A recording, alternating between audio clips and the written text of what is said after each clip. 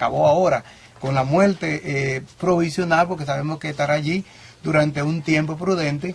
Luego el juicio universal, que es cuando el Señor vendrá a juzgar, y vendrá a juzgar a cada cual según lo que haya hecho.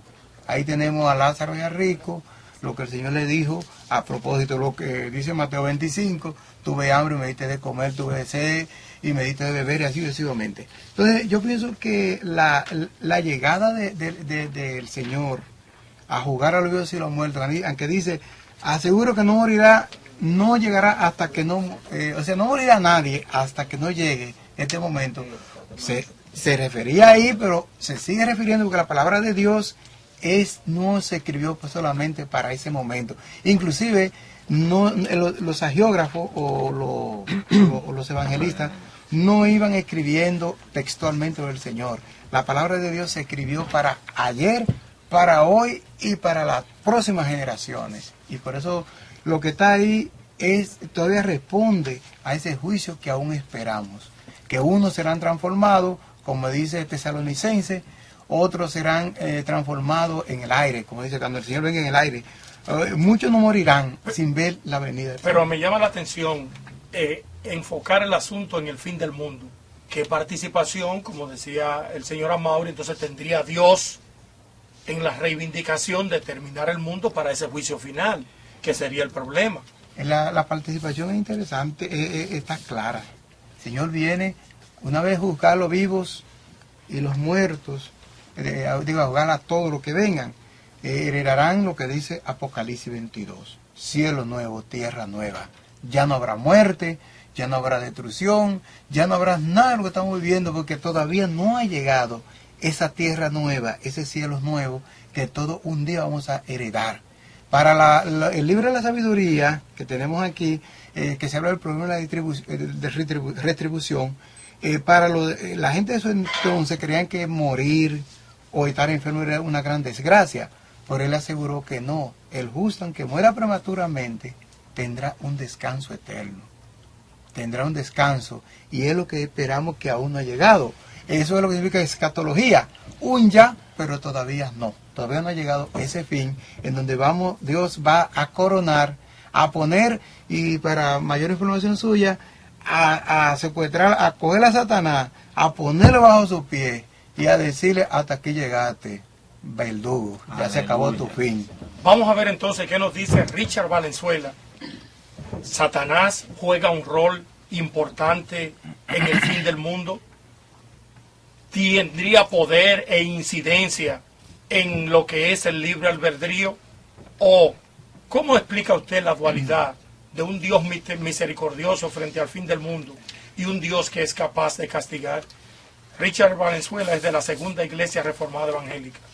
Bueno, primeramente hay que, tomando parámetros sobre lo expresado por nuestro hermano ateo, primeramente tengo que recordarle que Satanás no podía ser tomado como culpable en el jardín del Edén porque él ya era culpado. Pero usted dice su hermano ateo, o sea, usted también considera al hermano como hermano. No, lo que pasa es que independientemente de que sea independientemente de amarnos como seres humanos. Claro. No puedo obviar esa parte de que somos hermanos.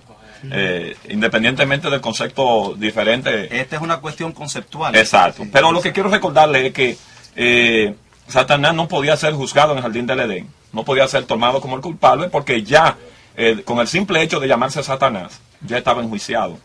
Porque él no era Satanás, según lo que podemos conocer. Él no era Satanás, más bien era un ser que servía a Dios Todopoderoso en el mundo espiritual, como lo quiera señalar la Biblia. Nosotros no tenemos conocimiento de ese mundo espiritual, pero tenemos parámetros bíblicos para poder tener una imagen, tener una imaginación de lo que puede ser. Pero Satanás ya tenía juicio, entonces no podía ser culpado en el jardín del Edén porque él estaba haciendo su función de Satanás. Entonces, ¿quiénes pueden ser sancionados? Aquellos que todavía no habían incurrido en lo que ya había incurrido este ser. Adán y Eva todavía no habían incurrido en culpa, en algo que lo podía inculpar delante de su creador. Entonces, en ese sentido. En el otro sentido, dice la misma Biblia, ¿cómo es que el alfarero crea una vasija y la vasija pueda preguntarle al alfarero por qué la hace de tal manera? Nosotros los humanos tan solo somos una vasija y Dios Todopoderoso es un alfarero que hace la vasija como le venga en manera de deseo o conciencia y la hace, pero la vasija no está apta para preguntarle al alfarero por qué la hace de tal manera, y eso lo podemos encontrar en Números 9:21.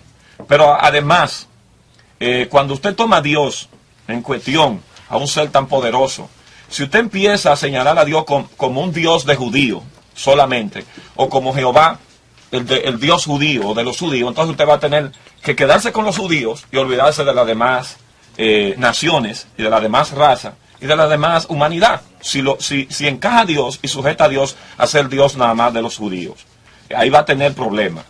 Entonces, otra cosa es que como el hombre tiene un sentimiento de tener una dualidad en él, de también tener contrariedades de pensamiento, de tener bondad y también tener la manera de oprimir. El hombre que trae esas cualidades. Entonces, si el hombre trae esa cualidad y es semejante, a imagen y semejanza de Dios, es normal que el Todopoderoso, en toda su inmenso poder soberano y autónomo, también puede tener esas cualidades, porque el hombre viene de él. Y si el hombre trae esas cualidades, ¿por qué cuestionar a Dios si la tiene? Porque, como digo, nosotros lo que pasa es que hemos ido muy lejos, queriendo encontrar la razón de quién somos, de dónde venimos y para dónde vamos.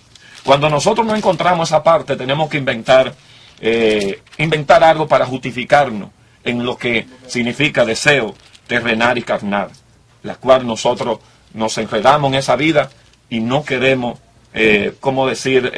asumir una responsabilidad, y tenemos que entonces llevar la responsabilidad a Dios. Esa parte es muy fácil hacerlo.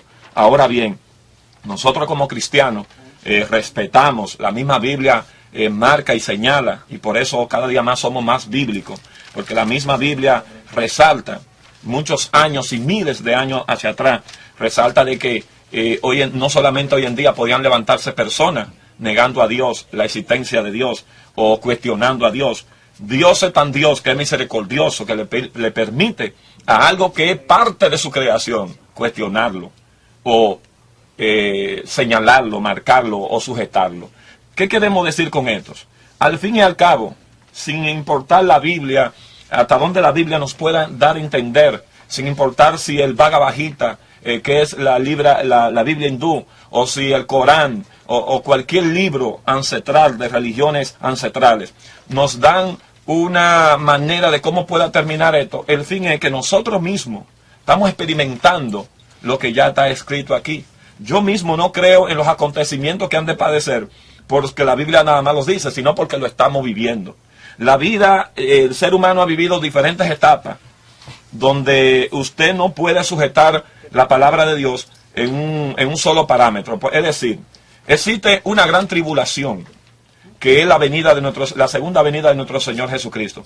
Pero usted no puede creer que nada más esa gran tribulación atribuló el hombre, o pudo atribular la humanidad, sino que se habla de una gran tribulación porque han pasado muchas tribulaciones y viene una gran tribulación final. Entonces, cuando usted se pone a ver la historia con los acontecimientos, ¿cuántas veces la humanidad no ha dicho? Por ejemplo, en diferentes etapas, en la Segunda Guerra Mundial, en el 1914, y así sucesivamente, usted se pone a analizar cuántas veces el ser humano pensó que el mundo iba a terminar. Y todavía dice, todavía no es el fin, porque eso solamente lo sabe Dios. Solamente lo determina Dios. Yo respeto el concepto de los ateos, pero lamentablemente ellos no me pueden buscar un creador que lo haya creado a ellos, sino que el que lo creó a ellos, creó a los cristianos. Que lo único que hay diferencia entre ellos y nosotros es la diferencia de ver ese Dios que nos creó a todos. Bueno,